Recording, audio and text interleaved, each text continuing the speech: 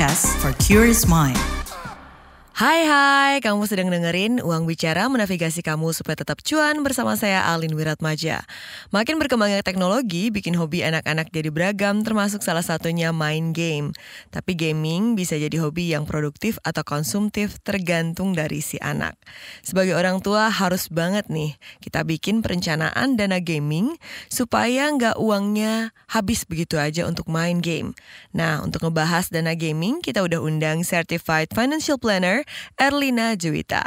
Langsung aja yuk kita obrolin di Uang Bicara.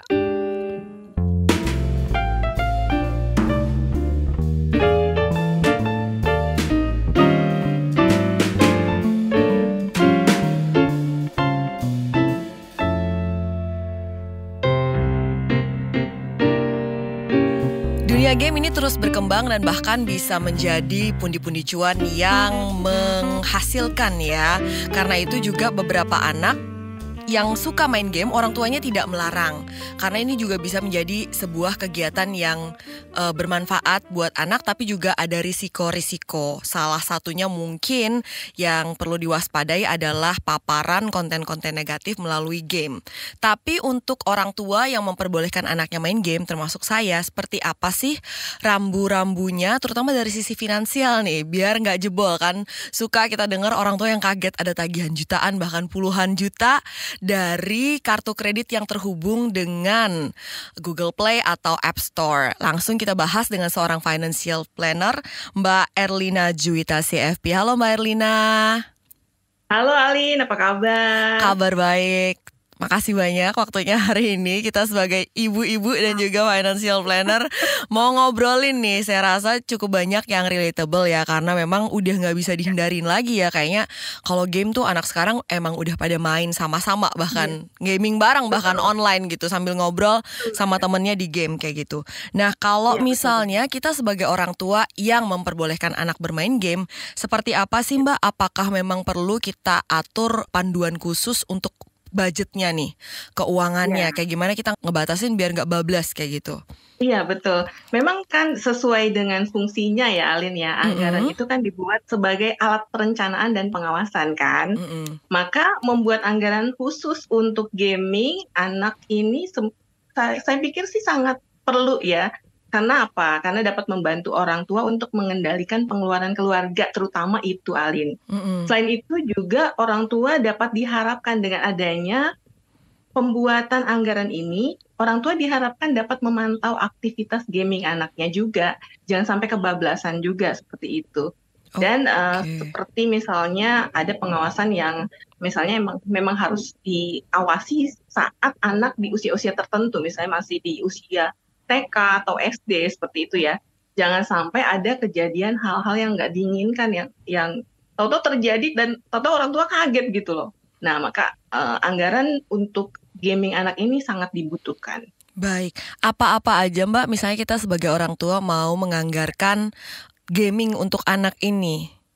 Dari sisi nilainya mungkin berapa, apa perlu disesuaikan dengan intensitas ngegamenya, gamenya apa, atau jangka waktunya gimana nih Mbak kalau untuk keuangannya? Karena ya betul, karena kalau yang seperti aku perhatikan ya memang banyak sekali game online ini kan butuh biaya tambahan ya, misalnya untuk Mobile Legend aja ya. Kita mesti beli diamond itu ya untuk yang membuat spot, atau misalnya dia harus beli magic wheel untuk bisa mendapatkan skin gitu ya, atau hanya sekedar buat beli emblem pack dan lain sebagainya. Nah, sebenarnya untuk orang tua yang harus diperhatikan saat membuat anggaran khusus gaming ini, aku sekaligus ingin menjawab pertanyaan yang bagaimana cara sekalian untuk menentukan nih besarnya anggaran ya. Betul. Jadi pertama orang tua juga harus memperhatikan kemampuan cash flow-nya dia. Ya, jika memang cash flow-nya itu nggak ada ya, kita juga tidak bisa memaksakan kondisi keuangan yang harus punya anggaran khusus budget untuk gaming seperti itu. Nggak bisa dipaksakan juga. Nggak ada anggaran juga nggak apa-apa ya, berarti anaknya jangan dipaksain main game yang harus beli-beli gitu. Betul sekali. Dan jika ada anggaran, kita sebaiknya juga buat anggaran yang memang khusus. Tapi memang jika ada uangnya gitu ya, bisa disisihkan dari pos-pos anggaran penunjang. Misalnya Yang tadinya anggaran untuk jalan-jalan, untuk lifestyle, untuk hangout, makan di luar itu bisa kita sisihkan sedikit buat anak-anak main game seperti itu.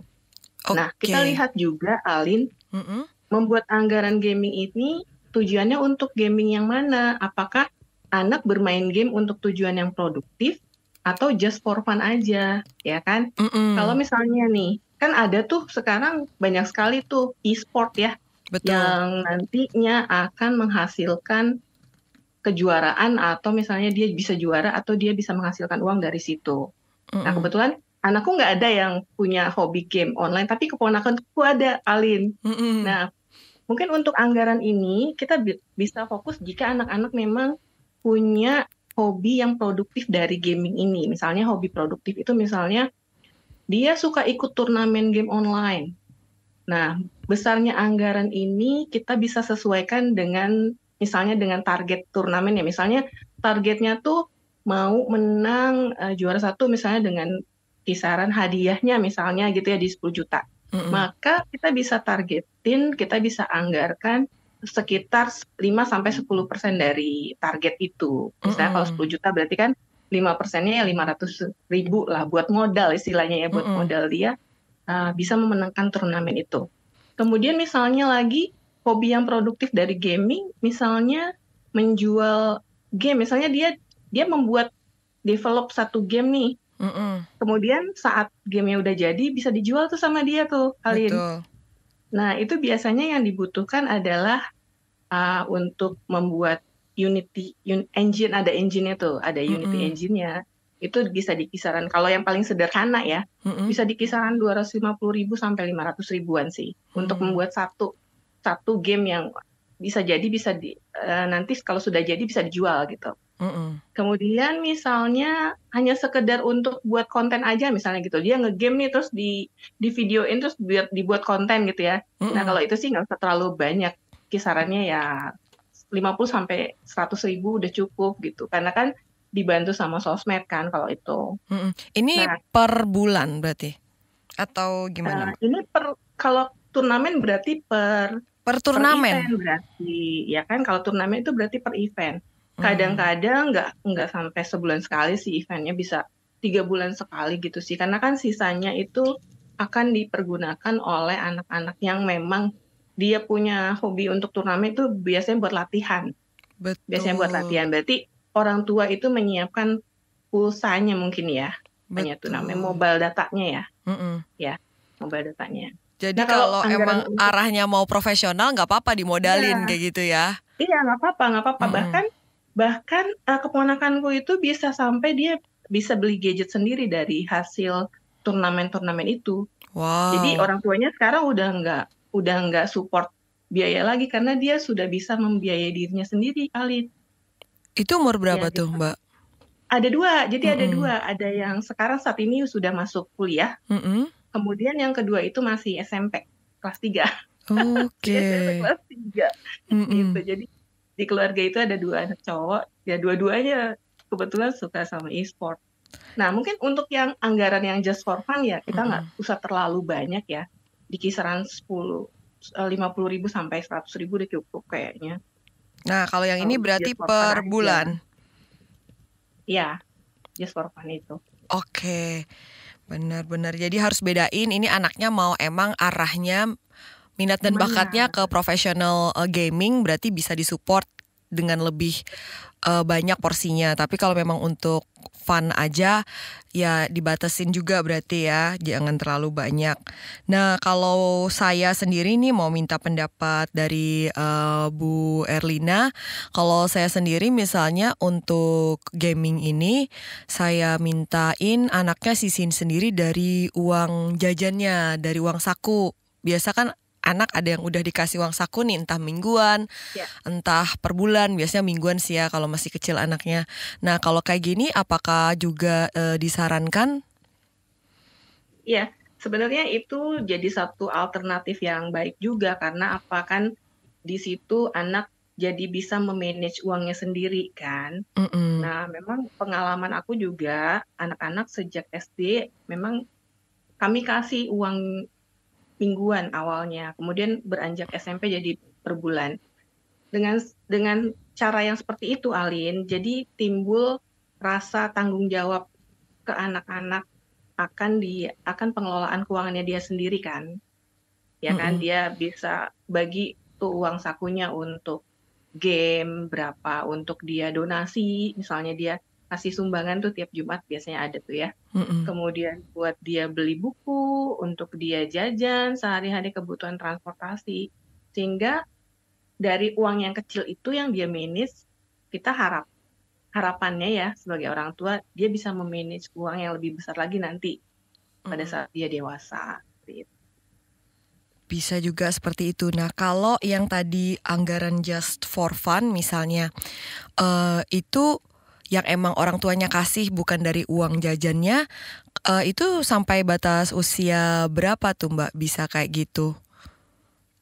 Ya, memang orang tua harus ini sih ya, punya menentukan batas usia berapa nih ya. Kadang-kadang kan orang tua tuh nggak punya cukup waktu buat memantau anak-anaknya ya. Kadang kan sibuk sama kerjaan, atau misalnya anak-anaknya itu tidak terlalu, komunikasinya nggak terlalu intens sama orang tua gitu kan. Nah, biasanya sih untuk batasan usianya ya kita lihat aja dia udah usia misalnya SD nih gitu kan. Atau misalnya dia udah agak dewasa sedikit, SMP, seperti itu. Intinya sih orang tua tuh dapat membimbing anak-anaknya tuh, kalau memang mau gaming ya yang profesional sekalian nggak apa-apa, tapi kalau hanya just for fun ya nggak usah terlalu banyak, seperti itu sih. Intinya bisa mengatur ininya ya, porsinya, yang prioritas yang mana, yang bukan prioritas yang mana gitu. Itu tadi Erlina Juwita CFP yang udah kasih tahu alasan kenapa sih kita perlu bikin perencanaan dana gaming, dan ini tuh penting. Jangan kemana-mana ya, tetap di Uang Bicara. Lihat Instagram, isinya temen-temen yang struggle buat achieve goals-nya. Buka TikTok, ada aja yang flexing, ada juga yang sad sampai mewek. Tapi pas dengerin podcast, nemulah itu podcast. Namanya Disco. Ya, pas banget lagi dibahas. Kalau orang yang sudah biasa misalnya flexing, ketika nggak flexing kok kayaknya ada yang kurang gitu. Jadi cemas nih. Jadi kan berusaha untuk ya flexing lagi, gimana caranya kita flexing yuk gitu kan. Laki nggak boleh nangis gitu ya. Harus kuat gitu ya. Nah itu salah banget gitu. Karena tadi aku bilang nangis itu adalah salah satu komunikasi terdasarnya manusia. Biar hidup jadi seimbang, penting banget nih dengerin Disco. Diskusi psikologi persembahan KBR dan Into the Light Indonesia. Yuk hapus stigma, peduli sesama, sayangi jiwa. Disco, diskusi psikologi bisa disimak di kbrprime.id dan platform mendengarkan podcast lainnya. KBR Prime, podcast for curious mind.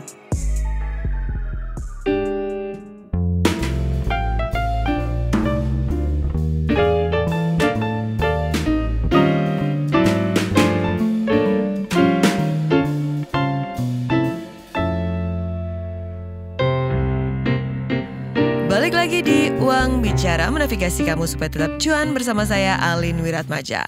Di episode kali ini kita ngebahas soal dana gaming untuk anak bareng Erlina Juwita CFP. Kita lanjut lagi yuk obrolannya. Nah, untuk ngajarin anak tanggung jawab juga terhadap dana gaming yang tadi sudah dialokasikan, seperti apa Mbak? Kadang-kadang kan biasanya orang tua itu juga jebolnya, misalnya kita lagi sibuk nih, dia butuh beli gitu kan, dia tahu caranya gimana biar kita gampang bikin bilang iya kan pas lagi sibuk ya kan, iya ada nggak sih Mbak? Cari momennya yang pas ya, supaya pas lagi ibunya justru lagi sibuk nih, nggak sempat ngobrol apa-apa, justru dia cari kesempatan kayak gitu ya. Iya, bisa pas lagi nge-zoom kan nggak bisa debat orang tuanya. Iya, cepet gitu. Tapi gimana ya, ada tips-tips tertentu gak Mbak biar misalnya anak ini tuh tanggung jawab nih sama dana gaming yang udah dialokasiin? Betul. Sebenarnya sih basically kan role model anak-anak itu kan sebenarnya orang tuanya juga. Kamu ya. masih mendengarkan Uang Bicara, menavigasi kamu supaya tetap cuan. Kita masih bakalan ngebahas short selling bersama pasar modal Satrio Utomo. Akan tumbuh seiring dengan bertambahnya usia gitu kan. Dan juga rasa tanggung jawab itu sebenarnya sangat didukung oleh faktor ekonomi loh Alin. Jadi kondisi ekonominya seperti apa nih? Apakah orang tuanya selalu memanjakannya dengan berbagai fasilitas yang membuat dia merasa, oh gue selalu difasilitasi nih, atau memang kondisi ekonomi di keluarga itu memang pas-pasan gitu. Nah, yang aku perhatikan biasanya ya kalau kondisi ekonominya pas-pasan, kemudian juga keluarga itu prihatin, itu rasa tanggung jawab anak-anak biasanya lebih besar. Kayak gitu. Jadi aku antisipasinya adalah pada anak-anak untuk membuat dan untuk menumbuhkan rasa tanggung jawab pada anak. Biasanya aku nggak terlalu loss untuk jajan dan misalnya uang gitu, aku nggak terlalu loss. Maksudnya aku nggak terlalu banyak ngasih sejumlah uang itu. Jadi memang dibatasin supaya apa? Supaya dia merasa lebih prihatin aja gitu. Jadi ada sih memang ada, tapi nggak terlalu diumbar-umbar gitu, Alin. Supaya dia juga ada rasa prihatin dan tanggung jawabnya muncul. Ada rasa prihatin itu ya Mbak, biar muncul rasa tanggung jawabnya. Iya, betul. Nah Mbak, untuk misalnya keluarga-keluarga yang udah kadung ngalamin over budget gaming buat anak gitu kan, misalnya udah ada yang misalnya sampai boleh kata jebol lah ya kartu kreditnya. Ini recovery-nya seperti apa, baik dari sisi keuangan maupun juga untuk kedepannya biar tidak berulang anaknya kayak gitu Mbak? Iya. Ini aku pernah ngobrol ya sama psikolog. Nah dia tuh nanganin anak yang memang punya masalah seperti ini, Alin. Gitu. Jadi memang berat banget dan ini terapinya harus dimulai dari orang tuanya. Jadi yang dilakukan adalah dari orang tuanya sendiri, mindsetnya dibenerin dulu bahwa sebenarnya over budget itu sebenarnya terjadi dalam kondisi yang seperti apa. Kemudian baru ke anaknya nih. Biasanya kalau ke anaknya ada tahapan-tahapannya di mana dia nanti pertamanya akan nolak dulu. Jadi yang pertama dilakukan adalah biasa penolakan. Nah, dari penolakan itu biasanya kita cari cara supaya anaknya bisa terima, oh ternyata memang over budget ini sebabnya karena ini. Misalnya salah satu sebabnya adalah saya terlalu banyak main game gitu. Atau misalnya saya nggak punya kendali untuk melakukan nyetop main itu kan. Misalnya gini, saya kalau udah main nggak bisa di stop gitu. Itu tuh dari pengakuan anaknya dulu. Oh iya, setelah anaknya sadar biasanya dilakukan dikurangi sedikit-sedikit waktunya. Nah, over budget yang sudah terjadi itu ya biasanya sih kalau yang terjadi di realita ya biasanya ditutupi sama utang tuh. Biasanya ada ditutupi sama utang atau orang tuanya terpaksa harus cari penghasilan tambahan lagi untuk nutupin yang budget yang bolong-bolong itu. Seperti itu biasanya. Tapi untuk penanganan ke anaknya supaya jangan kejadian lagi, biasanya perlu terapis kalau emang udah kebangetan banget ya. Biasanya butuh terapis. Jadi kalau memang masih bisa dihandle sama orang tuanya, nah orang tuanya ada sadar diri dulu, oh iya ternyata ini juga ada peran akunya juga nih yang salah nih, gitu kan. Baru nanti ke anaknya sedikit-sedikit dikurangi waktu untuk ininya, screen time-nya, dan juga bahkan kalau memang nggak bisa banget ya, bahkan itu gadgetnya bisa kita take over aja, kita ambil. Biasanya gitu. Oke. Nah, kemudian kesalahan-kesalahan orang tua yang biasanya dibuat kalau terkait dengan penganggaran game untuk anak ini, Mbak? Iya. Kesalahan ya. Biasanya kalau kesalahan orang tua itu kan pertama mungkin dia tidak memisahkan anggaran yang udah disiapkan itu untuk prioritas dan yang bukan prioritas misalnya ya. Misalnya dia lupa nih memisahkan antara anggaran yang memang disiapin untuk kebutuhan dan juga untuk keinginan. Ya, kemudian juga membuat anggaran itu tanpa menghitung total pendapatan dan pengeluaran sebelumnya. Jangan-jangan dia hanya nentuin anggaran sekian misalnya. Oke deh, setiap bulan mama kasih kamu 100.000 deh buat kamu main gitu. Tapi ternyata pas dihitung total pendapatan dan pengeluaran sebenarnya angka 100.000 itu masih terlalu besar gitu. Misalnya seperti itu ya. Jadi sebelum kita membuat satu anggaran untuk gaming khususnya, kita lihat dulu total pendapatan dan pengeluaran ini berapa dan apakah memang ada surplusnya atau selama ini defisit. gitu. Jadi jangan sampai pada saat defisit dipaksain juga kita kasih anggaran, kan itu nggak mungkin juga kan. Iya, betul. Nah, yang kemudian juga yang terpenting lagi adalah dia harus buat list prioritas anggaran nih. Mana yang didahulukan, mana yang bisa ditunda, atau mana yang bisa dihilangkan justru. Oke. Mbak, saya mau minta pesan dong untuk orang tua yang anaknya emang suka main game. Oke, buat orang tua yang memang anaknya suka main game itu biasanya kita lihat lagi ya. Biasanya anak ini main game karena apa? Mungkin nggak anak ini main game karena kita kurang waktu sama mereka. Ya kan? Nah, kemudian lihat lagi apakah anak ini main game untuk kebutuhan yang produktif atau yang hanya sekedar just for fun aja. Kalau memang hanya sekedar just for fun, kita bisa batasi loh untuk screen time anaknya itu.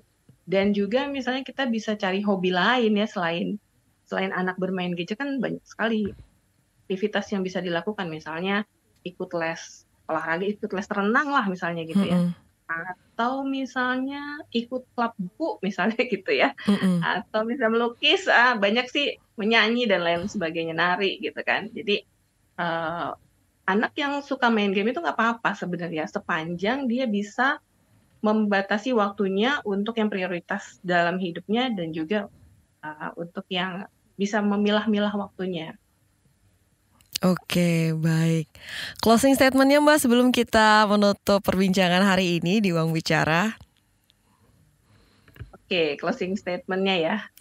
Oke. Aku memang memperhatikan fenomena game online ini sudah terjadi dan bukan hanya dewasa aja yang mengalami kecanduan ya. Anak-anak juga sudah sangat tertarik dengan dunia game online ini. Nah, buat orang tua mungkin yang bisa saya titip pesan ya, sebaiknya orang tua menyadari prioritas dulu deh, mana yang harus didahulukan. Karena kan kalau anak masih di usia pendidikan dasar gitu kan ya, maka prioritas yang utama adalah kan pendidikan ya. Pendidikan yang baik buat bekal anaknya dewasa nanti, gitu kan ya. Nah, seandainya nanti pun anaknya itu menjadi profesional di bidang game online, misalnya dia jadi developer game online, setidaknya kan orang tua sudah membekali anaknya dengan pendidikan yang tepat, sehingga nggak salah arah seperti itu. Jadi memang harus tahu prioritas, bahwa prioritas utama untuk anak-anak saat ini adalah pendidikan, seperti itu. Baik, terima kasih statement dari aku, Mbak Erlina Juwita. Terima kasih untuk insight-nya di Uang Bicara. Itu dia Certified Financial Planner Erlina Juwita yang udah jelasin soal mensupport hobi anak tapi gak pakai kebablasan. Nah, kalau kamu punya kritik, saran, masukan, ide keren seputar keuangan dan ekonomi yang harus kita bahas sama-sama di Uang Bicara, langsung aja kirim email ke podcast@kbrprime.id dengan subjeknya Uang Bicara. Saya Alin Wirat Paja pamit, jangan lupa dengerin terus Uang Bicara, motivasi kamu supaya tetap cuan setiap Kamis di KBR Prime, Spotify, Apple Podcast, dan platform mendengarkan podcast lainnya. Bye-bye!